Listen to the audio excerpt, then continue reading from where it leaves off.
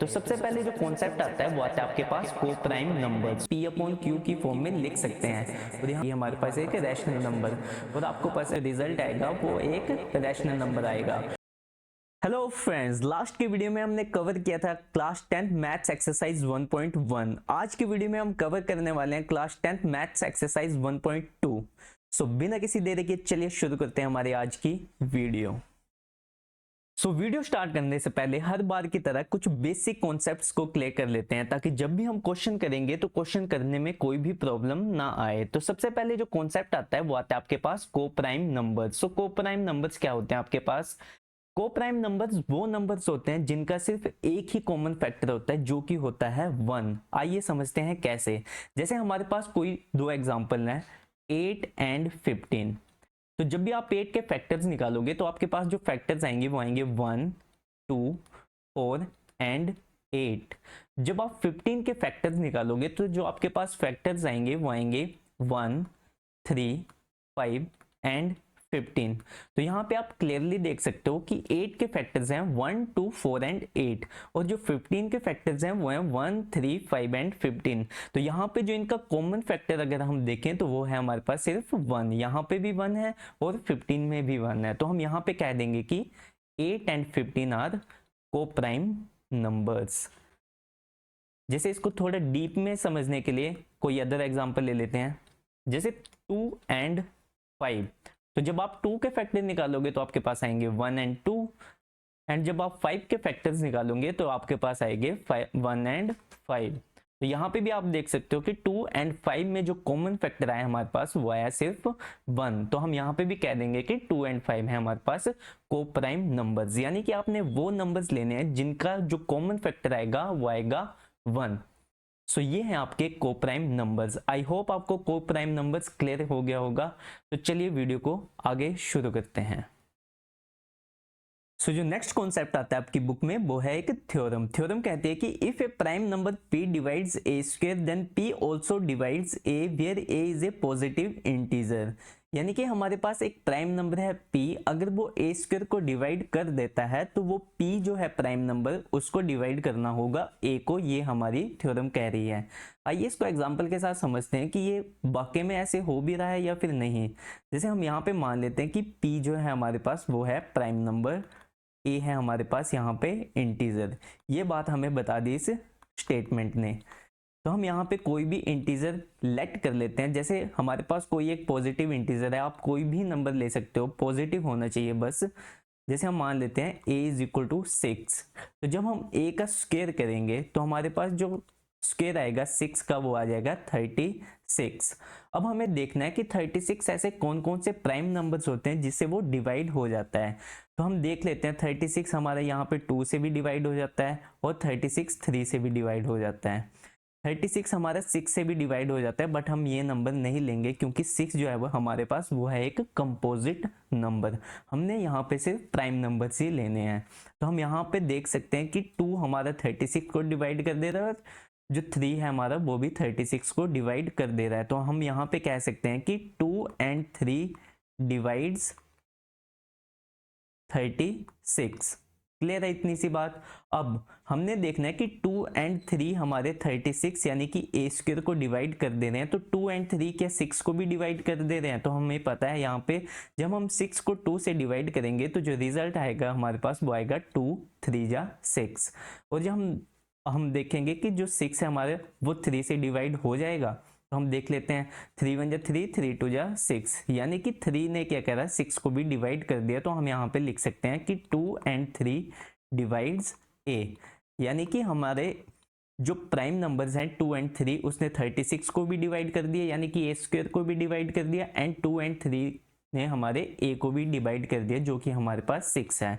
तो आप इसी तरह से कोई और एग्जांपल ले सकते हैं पॉजिटिव इंटीजर का। जैसे मैंने यहाँ पे 6 ले लिया है, आप 6 की जगह 7 ले सकते हो, 8 ले सकते हो, कोई भी नंबर ले सकते हो, बस कंडीशन ये है कि वो नंबर पॉजिटिव रहना चाहिए।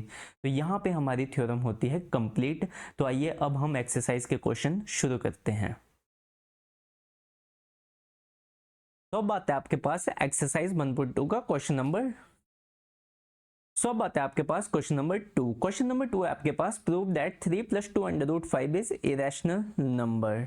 अब आपने यहाँ पे भी सेम प्रीवियस क्वेश्चन की तरह स्टेप्स लिखने हैं। जैसे यहाँ पे सबसे पहले हम लिखेंगे let us assume that 3 + 2 √ 5 is rational number. अगर ये एक रैशनल नंबर है इट मीन्स हम यहाँ पे लिख सकते हैं 3 + 2 √ 5 is equal to a/b where a and b are coprime numbers. ठीक है, सेम स्टेप आपने फॉलो करते जाना है। अब यहाँ पे देख सकते हो आप √5 एक इरेशनल नंबर है जो आपने अभी प्रीवियस में प्रूव करा है। तो 3 + 2, अब आपने ये वाली टर्म्स राइट हैंड साइड में लेके चले जानी है। तो आप कैसे लेके चले जाओगे, यहाँ पे 3 प्लस में है तो दूसरी साइड जाके सबसे पहले माइनस में हो जाएगा। तो आप सबसे पहले लिख दोगे यहाँ पे 2√5 is equal to a/b - 3। Next step में आप इस इक्वेशन को सोल्व कर लोगे तो आपके पास आ जाएगा 2√5 is equal to b/a - 3b। यहाँ पे अपने b और 1 कैल्शियम आ गया b, जब आप क्रॉस मल्टीप्लाई करोगे तो आपके पास आ जाएगा a - 3 × b is your 3b। तो सिंपली हमने ये लिख लिया। जब आप 2 को इस साइड लेके जाओगे तो √5 एक साइड रह जाएगा, यहाँ पे मल्टीप्लाई में है, यहाँ पे आके डिवाइड में हो जाएगा। तो आपके पास बन जाएगा a - 3b/2b। अब आप यहाँ पे देख सकते हो a एंड b है हमारे पास यहाँ पे इंटीजर। जब आप किसी इंटीजर को a - 3b एंड 2b में देखोगे तो यहाँ पे अगर आप कोई भी इंटीजर पुट करते हो तो जो आपके पास ओवरऑल यहाँ पे जो रिजल्ट आएगा वो एक रैशनल नंबर आएगा और √5 एक इरेशनल नंबर है। तो अब यहाँ पे आप लिख दोगे कि here √5 is irrational number and a - 3b/2b is a rational number. Therefore, our assumption is wrong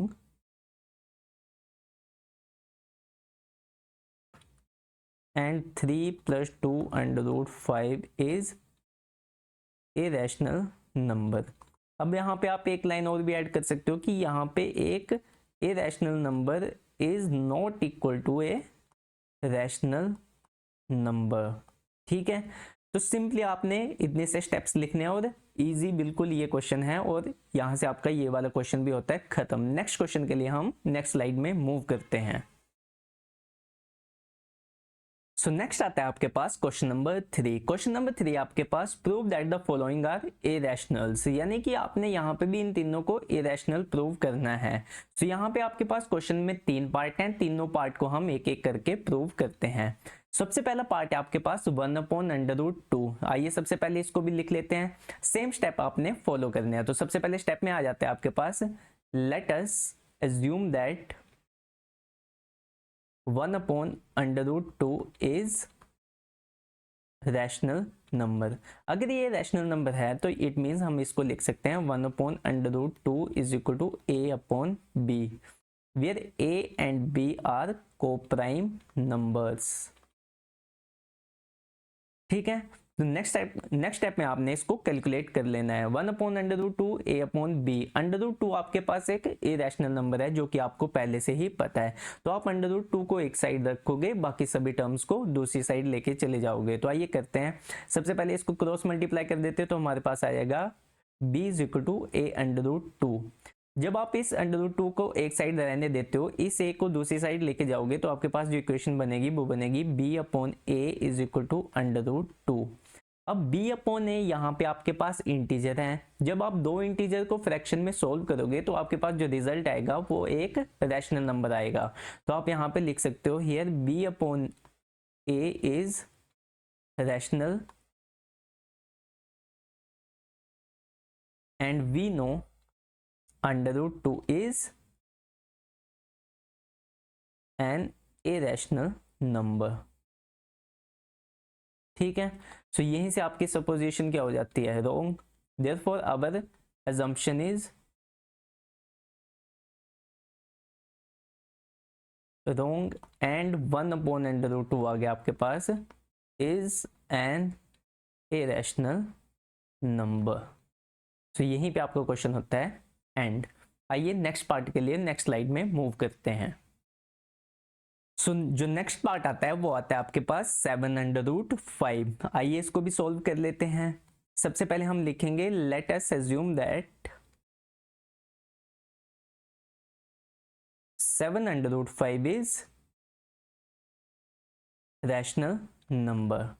it means हम यहाँ पे लिख सकते हैं 7/5 is equal to a upon b, where a and b are coprime numbers.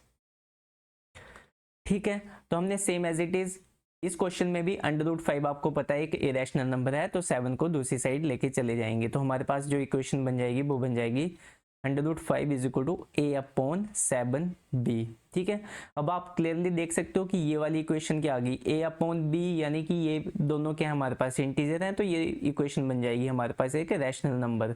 और आपको पता है कि √5 जो होता है वो एक इरेशनल नंबर होता है, तो आप क्लियरली यहाँ पे लिख दोगे कि here a upon 7b is rational number and we know √5 is a rational number। Last में आप लिख दोगे therefore our supposition is wrong।